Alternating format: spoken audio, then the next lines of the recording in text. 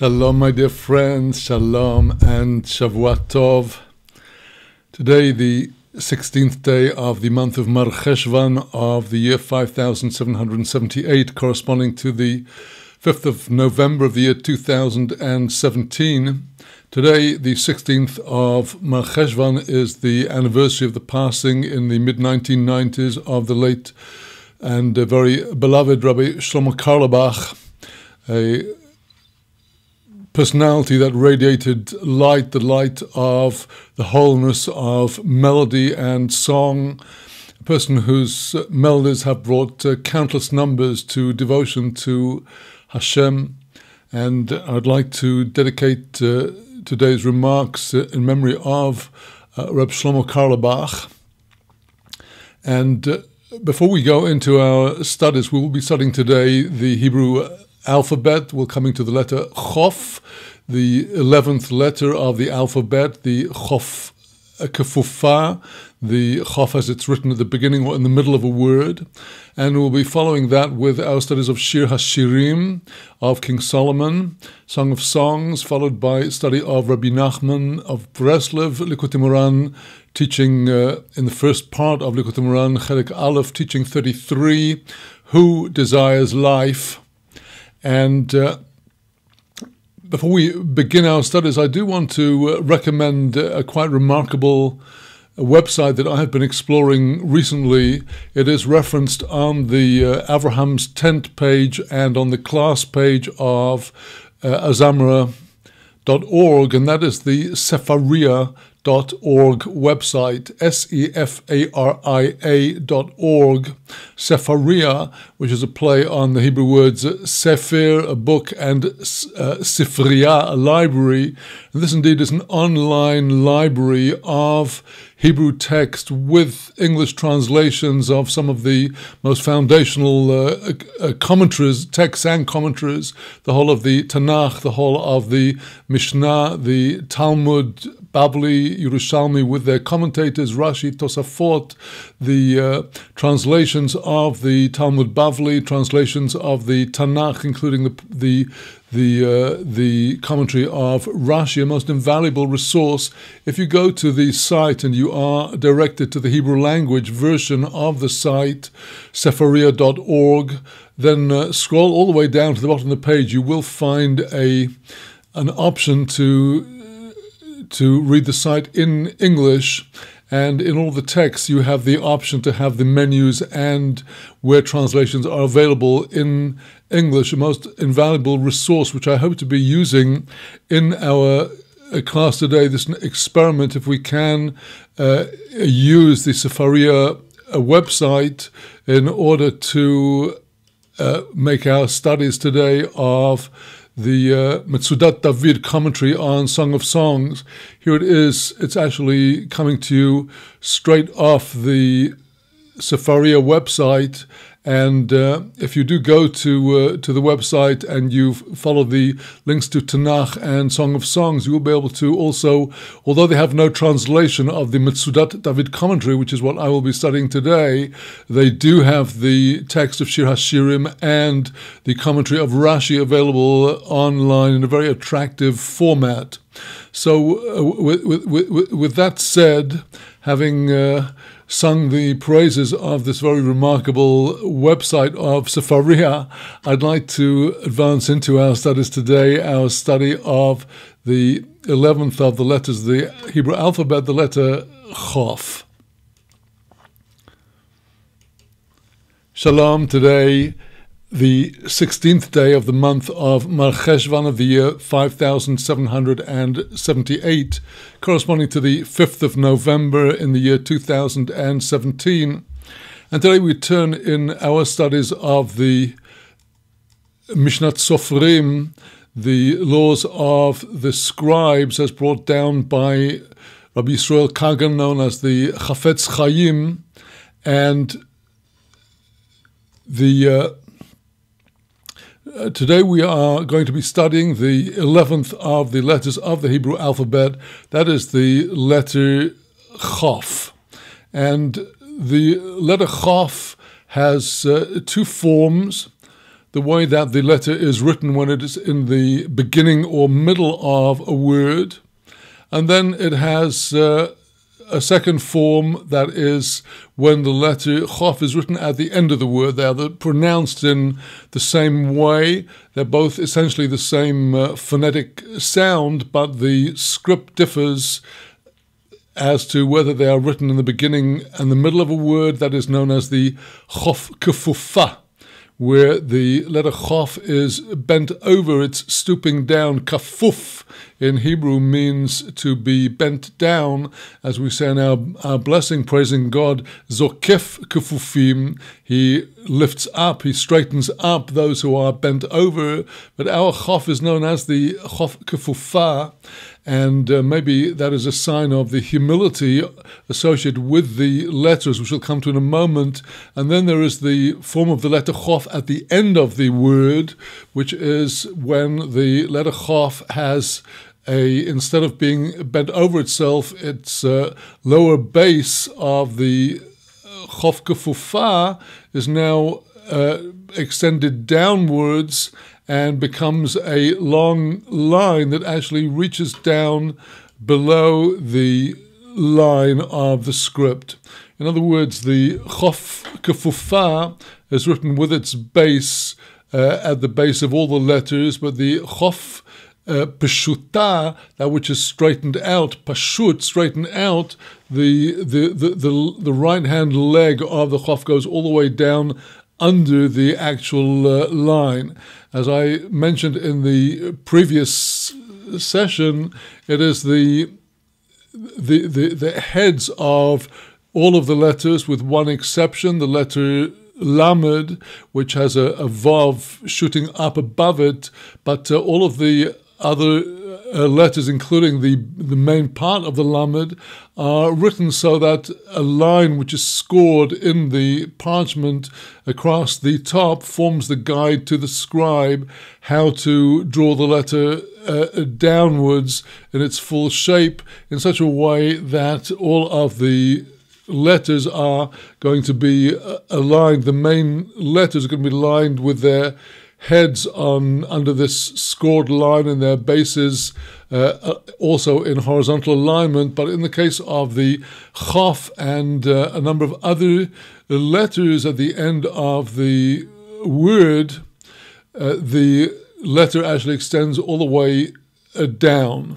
We will be dealing with what is known in English sometimes as the end Chof, or the Chof Sofi, as written at the end of the word, in a later session.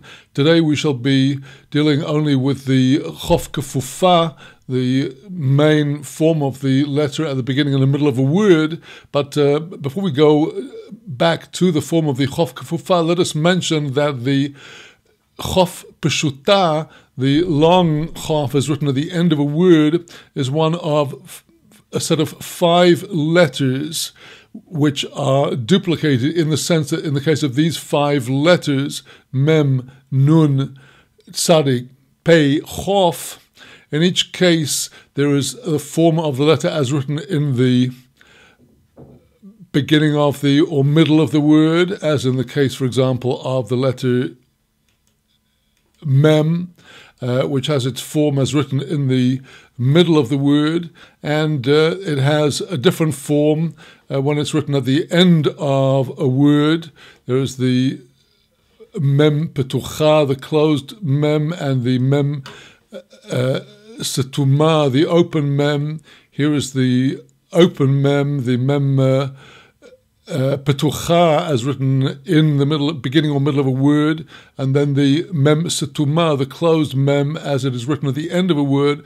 And those are the 5 letters, Mem, Nun, Tzadik, Pei, Chof, known to us by the term Mantzpach. Mantzpach, Mem, Nun, Tzadik, Pei, Chof, are those 5 letters that have a different form when written at the end of a word as opposed to the way they are when they're written in the middle of the word. So coming back to the main subject of today, the Chof kefufa, the stooping down Chof, This is the 11th letter of the Aleph Bes, coming right after the letter Yud. The letters of the Aleph Bes, of course, are all ciphers. Each one is a number, and we've come from Aleph through to Yud, through to the decimal systems change from smaller units into a collective unit. Well, in the case of the Hebrew alphabet, the letter Yud has the value of 10. The letter Chof jumps up already to 20. And the letter Yud, when we spell its name, is spelled as Yud Vov Dalet. And those three letters, Yud Vav Dalet, are actually in Gematria 20, Yud 10, Vav 6, Dalet 4, and so the Yud, when it's in all its fullness, actually has the same Gematria as the letter that follows it in the alphabet, the letter Chof. And the letter Chof is said in the holy writings of the Tikkunei Zohar to stand for the word Keter, the crown. We see that indeed the form of the letter is that of a crown. It is the crown of God's kingship, and it is written in this this semicircular form. It's only a half circle, to imply that the crown of the Almighty encompasses all of everything from top to bottom, but only that which is only a portion of this is ever comes to be revealed, and there always remains a portion that is hidden. And likewise, in the half circle of the Chof, we have the missing other side of the circle, and as we shall see in the halachot relating to the writing of the letter Chof, the right-hand side, top and bottom, both must mandatorily be written as curves. The curvature of the Chof is most important. The curvature of the Chof indeed relates to likewise the curvature of the letter that we studied in our last session, the letter Yud. As we mentioned, the letter Yud, which is the beginning of the emerging creation corresponding to Chokhmah, is in its essence a nekuda, a point of ink. And the letter Chof gives us a further revelation of the outline of this nekuda, the circular outline, as it were, the circumference of the point. And so, Kabbalistically, we are jumping up from the letter Yud, corresponding to the number 10, corresponding to the 10 Sfirot, up beyond this to the hidden and the revealed Keter, the crown. We have the letter Yud itself, which is 10, and then the Vov and the Dalet, which are hidden in it, which are another 10, that's 20, the same as the Gematria of Chof. So let us come now to the halachot relating to the way that the Chof must be written in the Sefer Torah from the Mishnat Sofrim of Chafetz Chaim. And he writes that the Chof Peshuto, the Chof kefufa, the bent over Chof, must be written with a rounded right-hand corners. And the reason for this is that the letter Chof must not be allowed to have any resemblance to the letter Bet. And as we have learned, the letter Bet precisely has specifically a squared edge, both at the right hand top corner and bottom corner must both be squared. And in contrast to this, the bottom and the top of the right hand of the chof must specifically be rounded. This is the halacha, so that the letter should not bear any resemblance to the letter bet. And the curvature must be on both sides, which would appear to mean that the letter must be curved both on the outside and the inside on the right-hand side.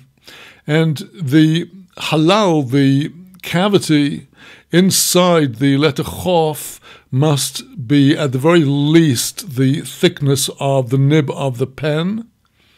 And the ponim, the face, that is to say the left-hand face of the letter, must be even both above and below. That is to say, the line forming both the roof and the base of the chof must be exactly horizontal. It must not be angled in any way. Now, the scribe, he continues, the scribe must be careful not to shorten the width of the letter chof so that it does not come to resemble the way that the letter nun is written.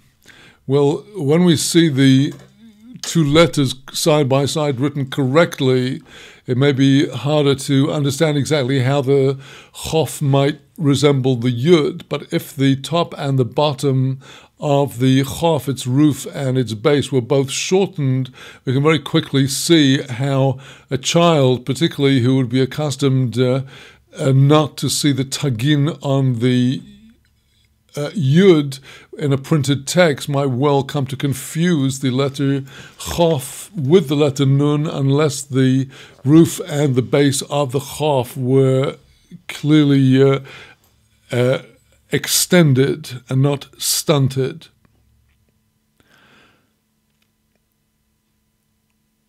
So the deciding factor here will be, how does the letter look to an average child? Now, what would happen if the scribe had incorrectly squared the top or the bottom right-hand side of the letter? And the answer is that this invalidates the letter. This is the simple, straightforward, accepted view that if the curvature was absent either above or below, the letter chof would be invalid. There are some who hold that even if there was an angled corner at the top, as long as the bottom right-hand side was curved, the letter would still be b'diavad, it would be acceptable. That is, if it were done after the event.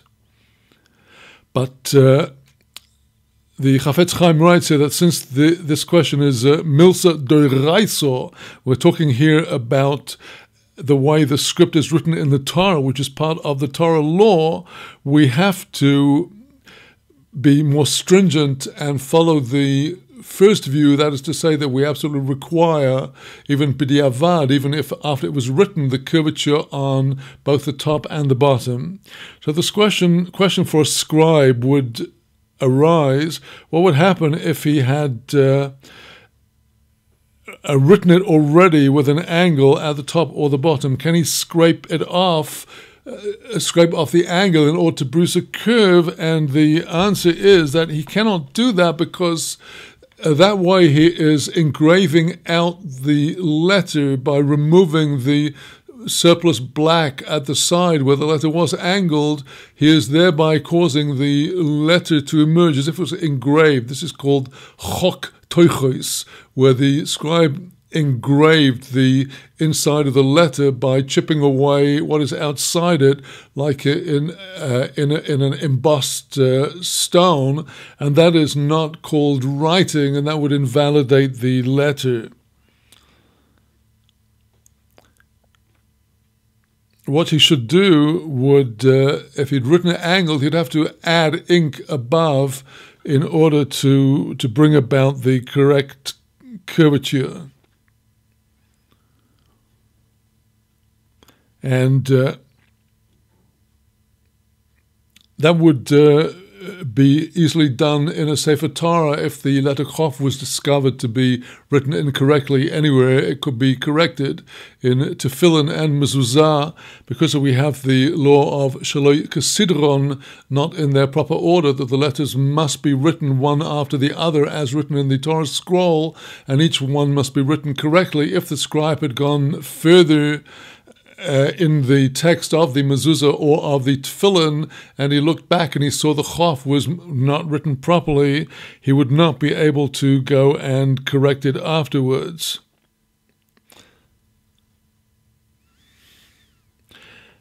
In such a case where he had gone on writing and only discovered the letter chof written incorrectly afterwards, in such a case, it might be that if a average child did read the letter according to the correct halacha, then b'di avad, if the we could rely on the more lenient opinion about it's being less of a problem if the upper curve is absent, and he would be able to rectify that in the tefillin as long as the mezuzah, as long as the form of the chof was still present, visible to a child. In that case, the adjustment he then makes to bring about the curvature would be able to be done according to the more lenient opinion.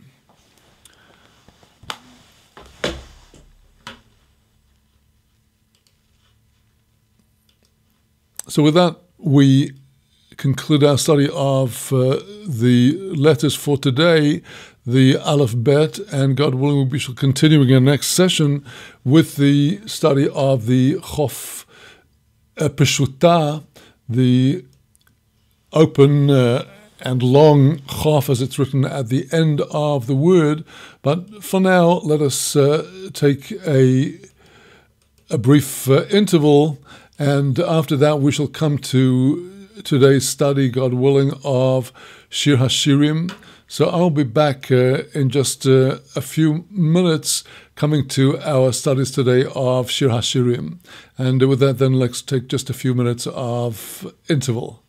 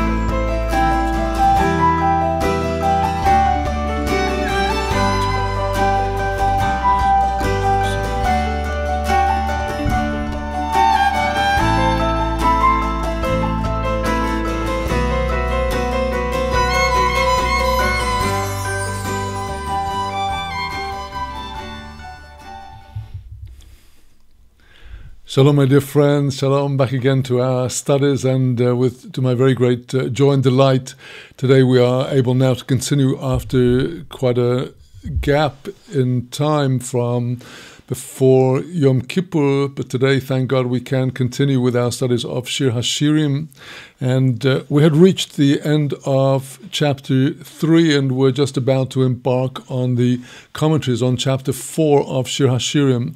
And before we go into the actual discussion today of chapter 4, let's just review overall in Shir HaShirim the nature of the discourse and the dialogue that we do have here.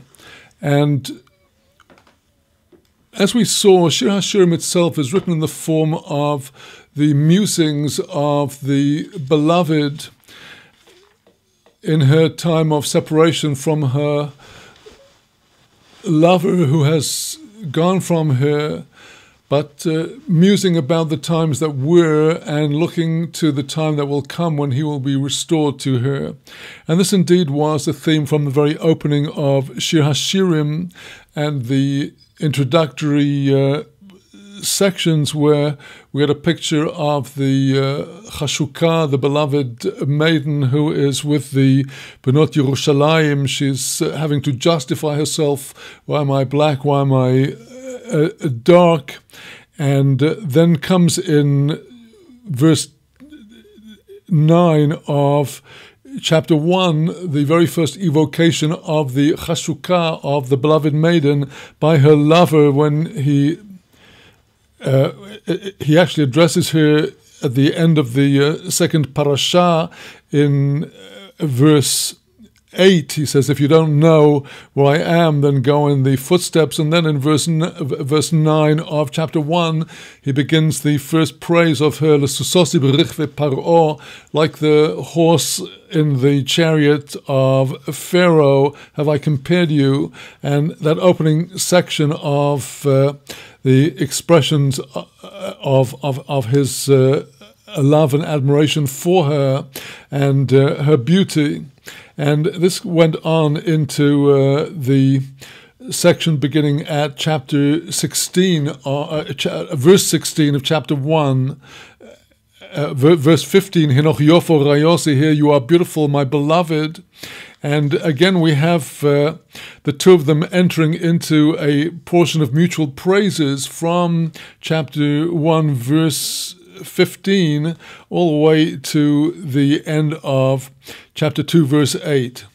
And then the Chashukah, the beloved maiden, evokes her lover coming to her and calling on her to come out. The rains have passed, the flowers are out. It's time to from chapter 2, verse 8 onwards, the first a call of the lover to his beloved, and the following praises, and then all of that climaxes in chapter 3. She's lying on her bed, thinking back to the beginning of this partnership, this relationship, and she gets caught by the guards.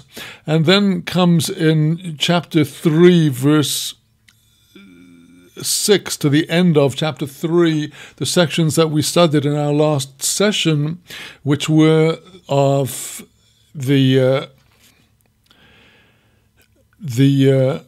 beloved coming up from the wilderness like pillars of smoke and pillars of cloud, and we had the actual chatunah, the wedding of Shlomo. And there we came to the depiction at the end of chapter 3 of the actual marriage, the wedding of the lover and his beloved, and that in the context of the nimshal, what it's talking about is the relationship between Kuchabrichu Ushchinte, the Holy One, blessed be He, and His indwelling presence in Knesset Yisrael, the Assembly of Israel. Well, now there follows, from chapters 4 onwards, a series of mutual praises of the two. Shalom, today, the 16th day of the month of Mar Cheshvan of the year 5778, corresponding to the 5th of November of the year 2017. And we're continuing now with our studies of Shir HaShirim in chapter 4, beginning at chapter 4, where we embark on a new set of mutual praises of the lover and his beloved. The first is the parasha that we should be studying in depth with the commentary of the Metzudat David today, running from chapter 4, verse 1 through to the end of verse 7.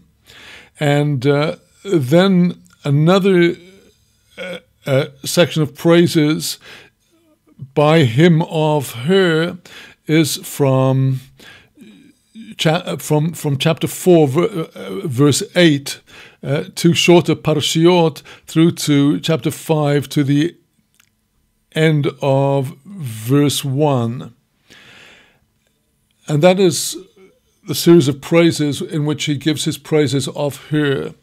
And then we have, after that, she's once again lying on her bed, she's asleep, and the beloved calls to her and calls to her to go out. She says, but I can't, and then I'm in bed already, how can I get down from here? But then he puts his hand through the keyhole, and then he disappears, and she's running after him, and she gets stopped by the daughters of Jerusalem, and they ask her, well, who is this that you're so passionate and in love with? And she says, this is the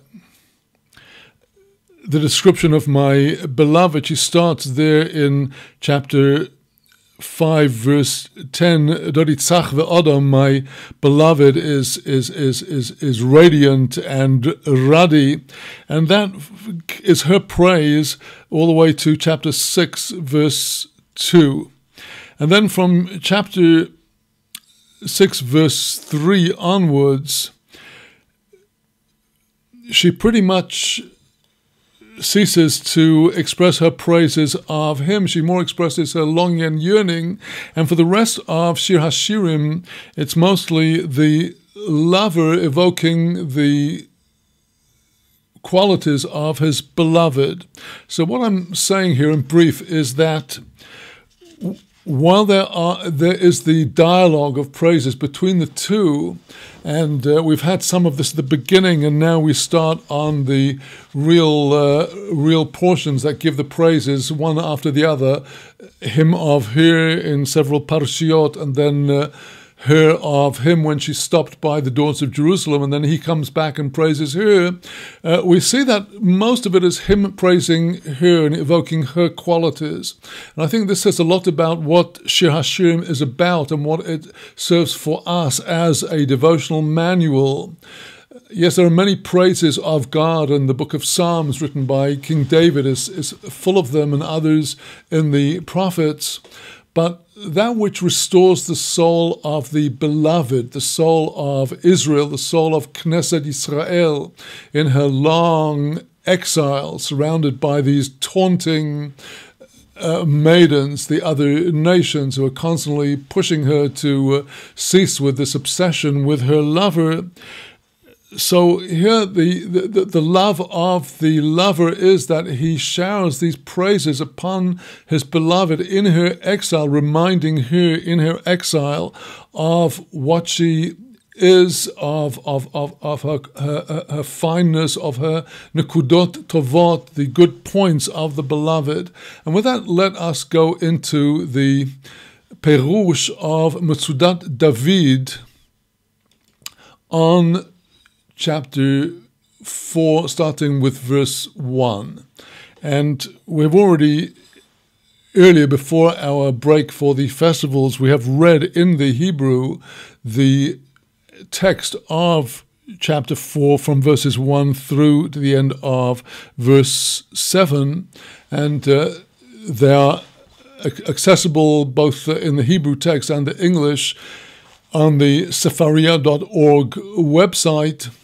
And so now let us, from the sefaria.org website, follow through with the perush of the Metzudat David on Song of Songs, taking it verse by verse. And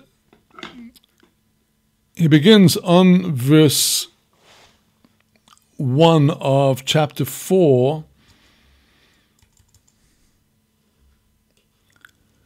Hinoch Yofo Rayosi, the opening words of this praise. Here you are, beautiful. When we had in the previous section her recalling the marriage and the sealing of the relationship between the two of them, the day of the wedding, the day of the joy of his heart, says the Metzudat David, when the chashuk, her lover heard that she is comforting herself and delighting herself in thinking of his love for her and this wedding, and she had expressed her trust in him. Now that is when he breaks out in this new parasha beginning at chapter 4 verse 1. He sends his words to her to praise her.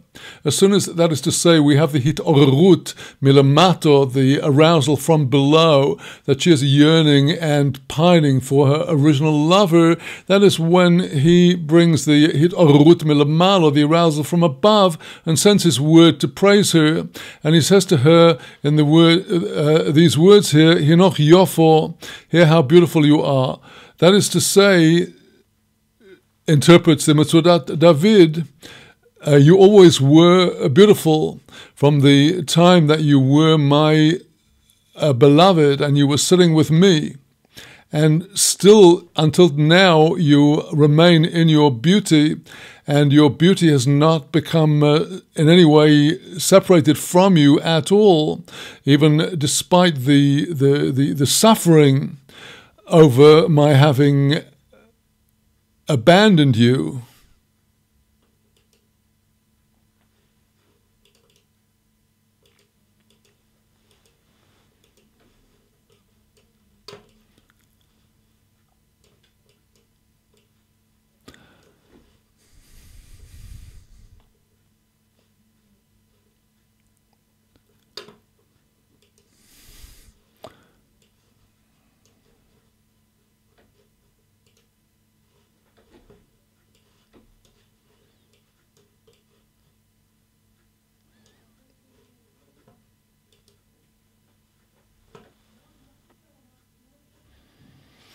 So you still remain in the same beauty despite my abandoning of you. And now comes the Metzudat David to explain the nimshal. The nimshal is that absolutely bound up in unity with the parable, and it's going now to, he's going to go on to speak about the beauty of the deeds of his beloved, the beauty of Israel. And let us notice how he is going down her form from top to bottom. Here we are dealing with very deep mysteries of the Kabbalah as to why in these evocations of the lover and the beloved, in some cases it goes from bottom to top, and others from top to bottom. But here now it comes down, Einai Chiyonim, your eyes are like doves. The appearance of your eyes always was like the eyes of doves. And here they are, hidden behind this screen, behind your veil, and through the actual very fact that the eyes are somewhat hidden, this itself increases the love and the desire of Kodesh Baruch Hu, the Holy One, blessed be He, for Knesset Israel, even more than if they were revealed. The enchantment of semi-concealment is even greater when it's than had they been revealed, the eyes without the masveh, without the veil. So that is the mashal of the beauty of the eyes, their enchanting nature. And the nimshal is referring to the hachamim, the sages who are called in the Torah einei ho'edo, the eyes of the community. That is to say, to show and to teach the path that Israel should go upon.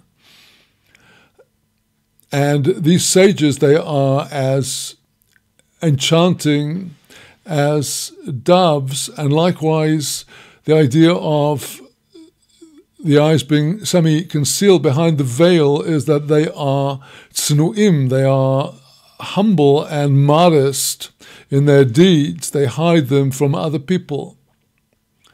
We're now continuing with her praises. He speaks about Sarech ke'eda ho'izim. Your hair is like a flock of the goats. The hair of your head always was combed and shining like the hair of a flock of goats that had been, they'd had their hair somewhat pulled out and combed through the branches of the thorns in the meadows in which they were found, in which they were pasturing, and so in that way their hair is combed and gleaming, and this is as we see them coming down from the place of their pasturing, down from Har Gilad. And here in these praises, we will see, as we've already encountered, the references to the land of Israel, and the Gilad is in what is now the area of the north of the country and the northeast of the Golan area. A very beautiful hilly part of the country with ample pasture for flocks, and it is as if the hair of the goats has been combed with a comb, and the nimshal here is of the Nazirim, the Nazarites who would grow the locks of their hair very long, like a flock of goats. The reference to the Nazir here is somewhat less comprehensible to us in our time because we don't have a temple and we cannot observe the mitzvah of the Nazir. But the concept of the Nazir, as we see in the case of Shimshon, who had many of the laws of a Nazarite, and Samuel also had many of the laws of a Nazarite. There were many spiritual seekers in the land of Israel in temple times who would dedicate themselves in this way of abstinence from wine and from any contact with the dead, and likewise with growing their hair in such a way as to negate the superficial attractions of the material world expressed by properly kempt hair. So the long hair of the goats alludes to these Nazarites who were very, in biblical times and temple times, a very prominent part of the spiritual landscape of the land of Israel, and their hair then was long and hanging down, and this alludes to very deep mysteries of Kabbalah.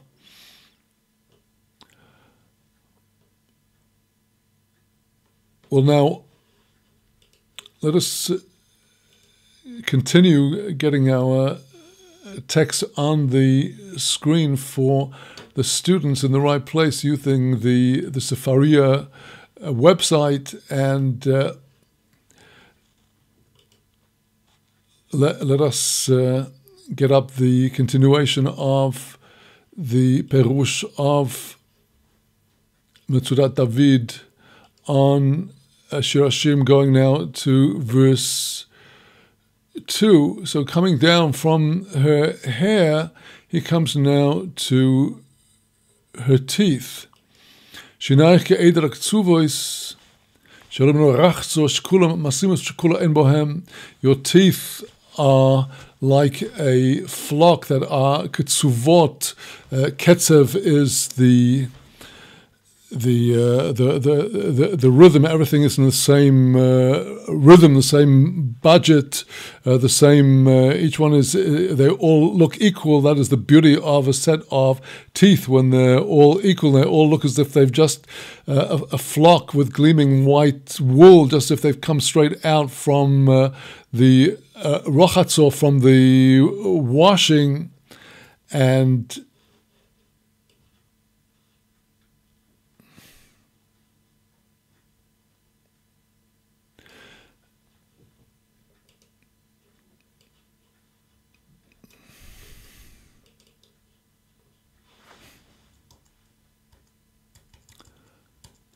I'm having just a little difficulty dealing today with the getting our the commentaries that I would like to display to you on our screen in the correct way using my broadcast technology. Let us hope now that we have it here.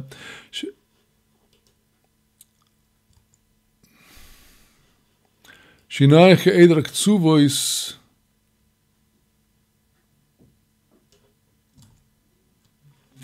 Your teeth are like the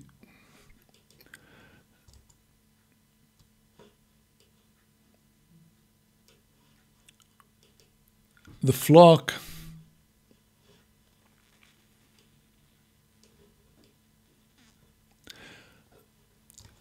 Her teeth were equal to one another, both in their height and their thickness, and they were white in their appearance, like a flock, identical one to the other, as if they'd all been cut out as one. And when the flocks come up from washing, they are shining with the clarity of their whiteness.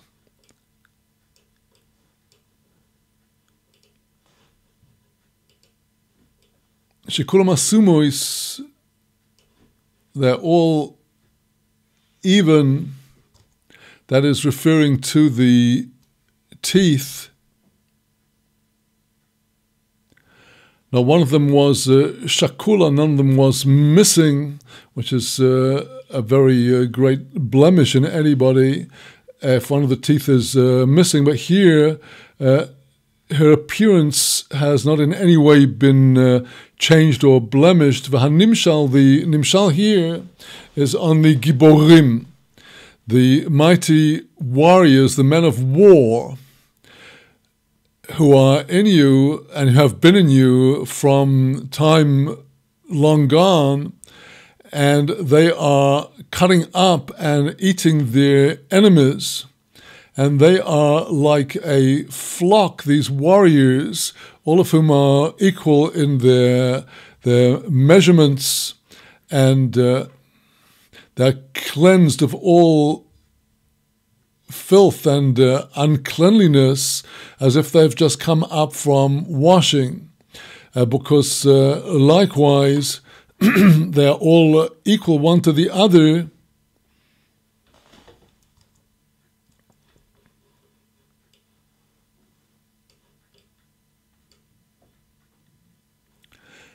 And equal in the sense that all of them are holy, all of them cleansed of all theft, and none of them has any faint trace of having carried out any kind of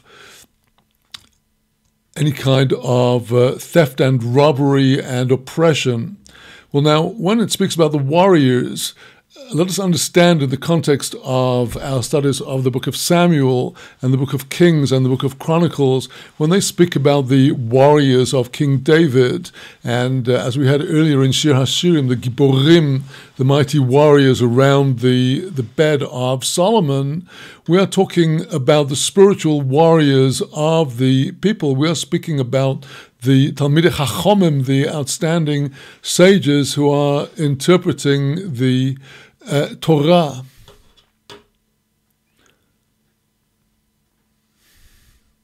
So now we continue with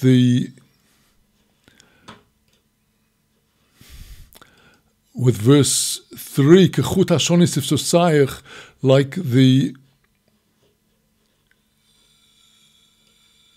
like the Chut HaShoni, the thread of scarlet, is your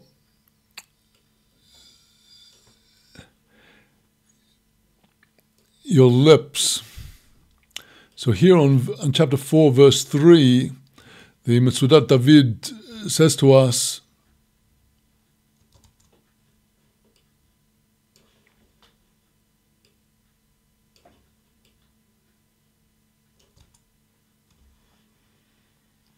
the lips of your mouth, they are fine, thin, and red, just like a thread of scarlet. And this is a aspect of beauty. And the nimshal here of the lips, this refers to the Nevi'im, the prophets. The prophets who are corresponding to the Sfirot of Netzach and Hod, which are the lips like the Aravot, the willow leaves. The Nevi'im compared to the lips, the Netzach and Hod, who were prophesying and making known to you what is going to happen at far-off times. And their words were always validated, just like the color red that is visible from far away and will not be removed except with great difficulty to remove something that has been stained and colored red. And so too the words of the prophets will not be lost. Umidborech nove. Midborech is the your speech, from the root daber, and the midbar is the way that you speak. Your speech is beautiful. Divrei picho, the words of your mouth, they were beautiful and enchanting through the very best of the eloquence and the charm of what came forth from your mouth. And here the Nimshal says, the Metzudat David, who are the lips of Israel, these are the Levites, who in the temple were standing in the in the temple courtyard on the Duchan and singing their songs. And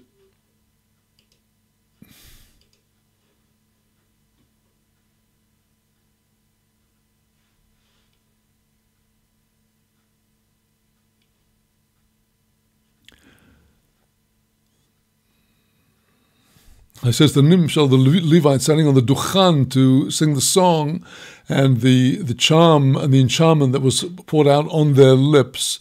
And then he goes on to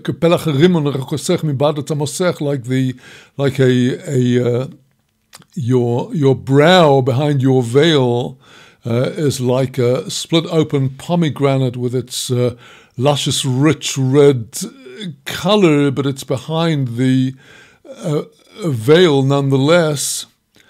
The height of your face on each side, which we might translate as the temples, it appears that the Metzudat David understands the rakosech to be the temple as opposed to the brow. The height of your head on each side was segalgal, a kind of mauve and red and ruddy, but mixed with white, like the appearance of a piece of a split rimon pomegranate. And these temples were hidden behind the veil, and through the very semi-hiddenness of the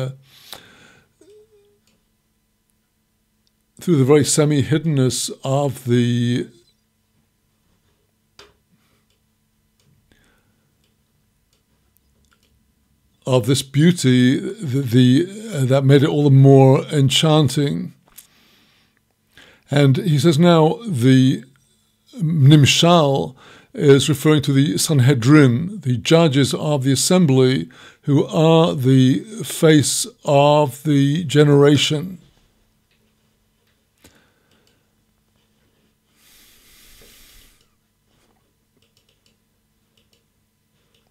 I'm having a little difficulty dealing with providing you with the Hebrew text of this using the Sefaria website at the moment. I do apologize for the interference in the video today, but I hope that I will be able to master how to do this in a way that will go better.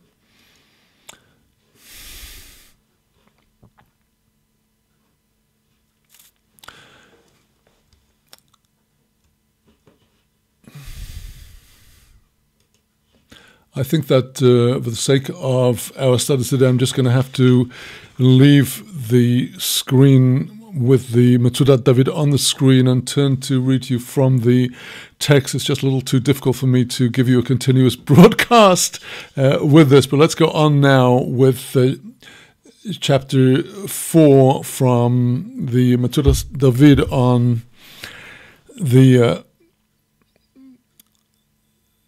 the Sanhedrin as the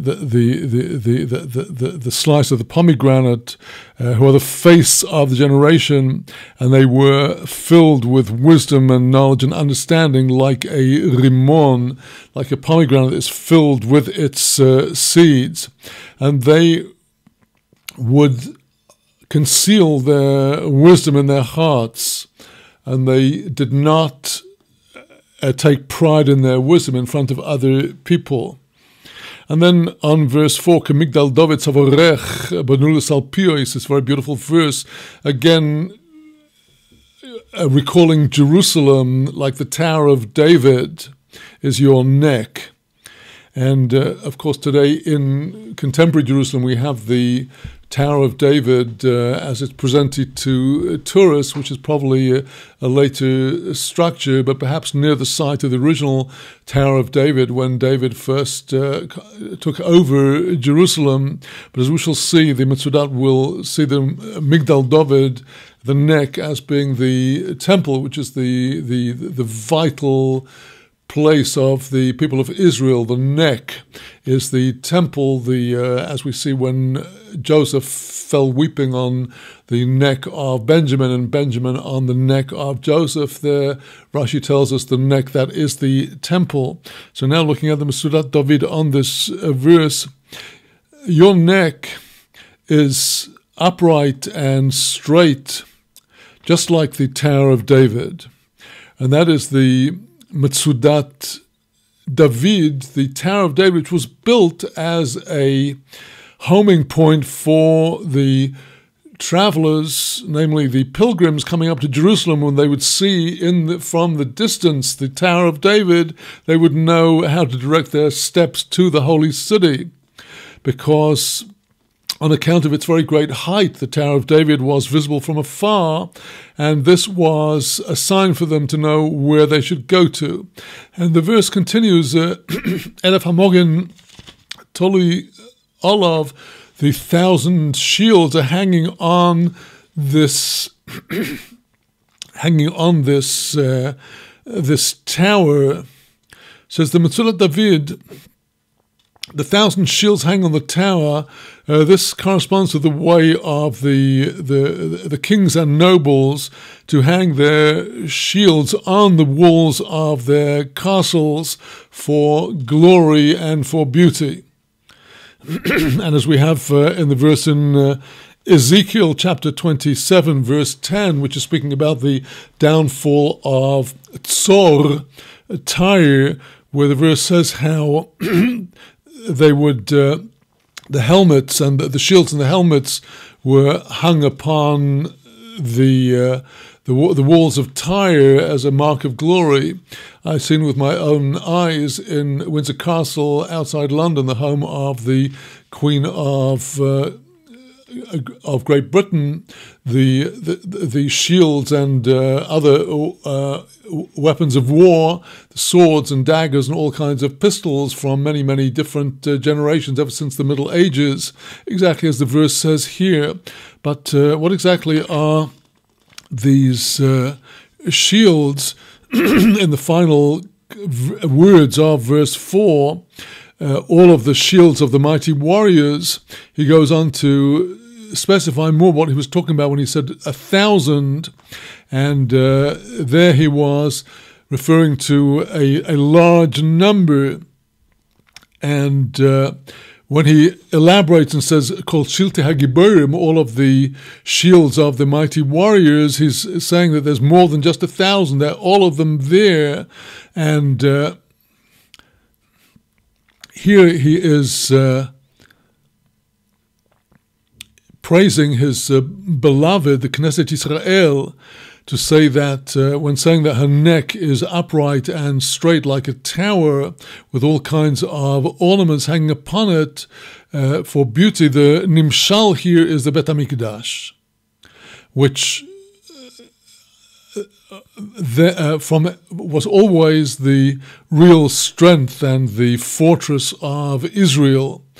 Like the neck, which is the very strength and vitality of the person, with the vital windpipe and the gullet, and the temple was standing on a very tall, steep mountain, and from there went forth teaching to all of Israel, and it was built with the most choicest of all of the buildings, and it was coated with gold, and the walls of the temple were of stone, and they were faced with wood on which were carved in relief these images of palms and of the keruvim, the forms of, in some cases, animals, in the form of the faces of keruvim, the babies or the angels, and other flowers. And over the wood were laid very finely rolled gold, so that the forms carved onto the wood were actually standing out in relief on the gold. And all of this is described in the first book of Kings. Going on now to verse 5, Shnei Shodayach, as we've said, he's going down. He started, admittedly, with her eyes, then went to her hair, and then her temples, and then her lips and her midbarech, her speech, and then her neck. And now he comes, verse 5, to your two breasts. Like the two afarim, the two amitzvior, the two bambis, the two little deer which are pasturing among the shoshanim, the roses or the lilies. This incredibly graceful and beautiful image. Says the Metzudat David on verse 5, your two breasts. The two breasts were even one to the other, just like the two twins of the tzvi, of the deer, that were born as twins, and they are absolutely equal and even. And when they are pasturing among the lilies and the roses, they are more enchanting than ever in the eye of the one that sees them. And so too are your breasts. That is the mashal. The nimshal, he says, refers to the two leading figures in the people of Israel, the king and the high priest, who would give nurture to the people and send blessings of goodness to them. Well, of course, in the times of the Chumash, the 5 books of Moses, the king was Moshe, and the high priest was Aaron.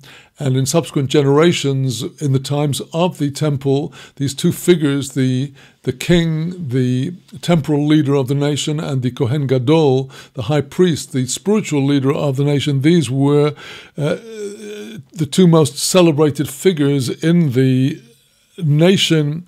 And here their beauty is depicted in this extraordinarily lovely, enchanting, and graceful metaphor.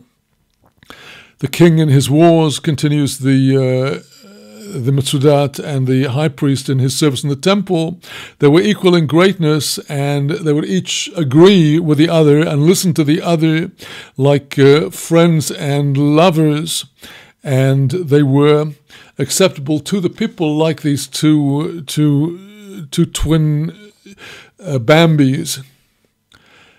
Now going into verse 6, Ad yafuach hayom v'nosat tzlolim, until the day will blow away and the shadows will flee.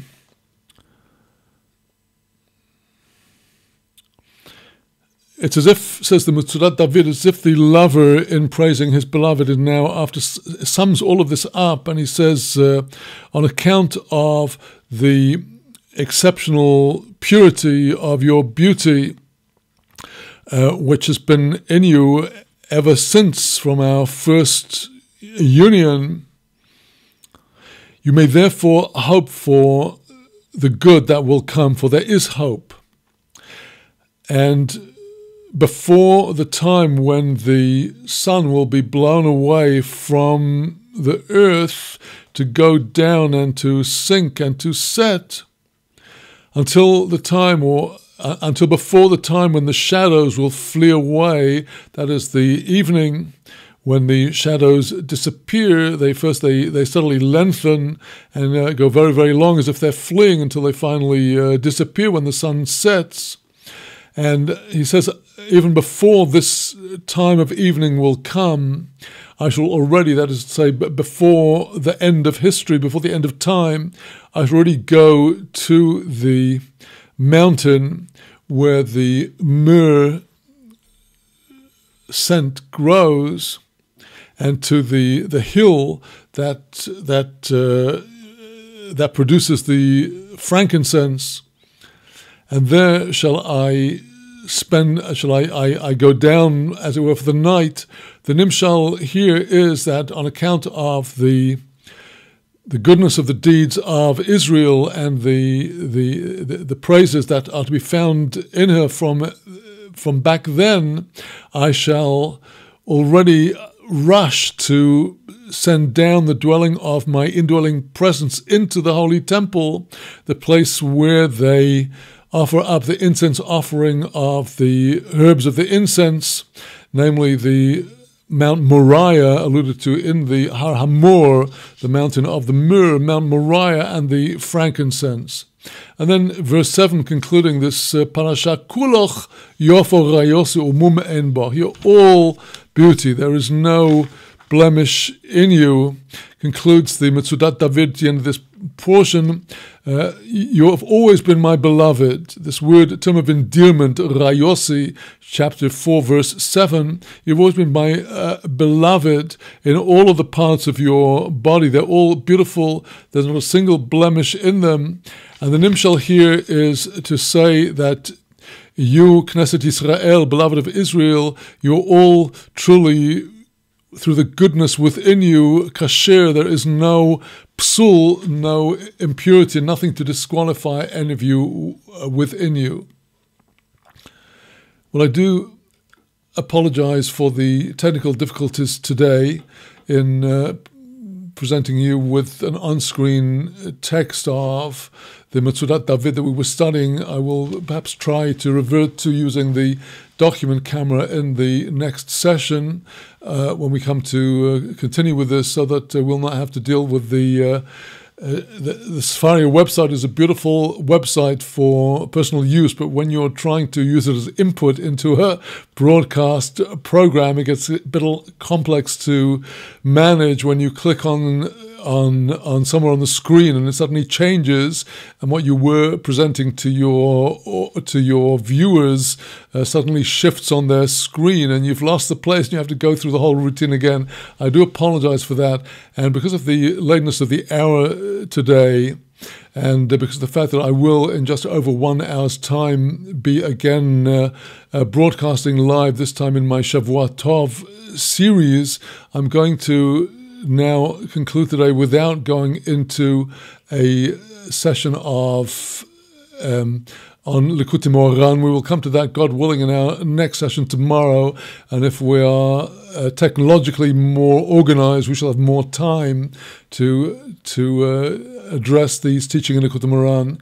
So for the time being now, my dear friends, I'm going to sign off, and I will be back, God willing, in just a little over 1 hour's time. For those watching through azamra.org website on the live class page, you will need to refresh your screen if you wish to watch me talking about the controversy that has erupted in the last few weeks among a number of fairly well-known rabbis over the concept of the ger, be it the righteous convert, the ger tzedek, or the ger toshav, the fellow traveler of Israel who voluntarily keeps some of the commandments. And I will be trying to get some handle on what's been going on in this, what has become actually a rather not too nice controversy between a number of rabbis. So that will be starting Israel time at 18:30 hours, live either through Azamra's live YouTube channel or through the azamra.org class page if you will refresh your page. Without for the moment, shalom from Yerushalayim, Shavua Tov, and I'll be back, God willing, in an hour's time.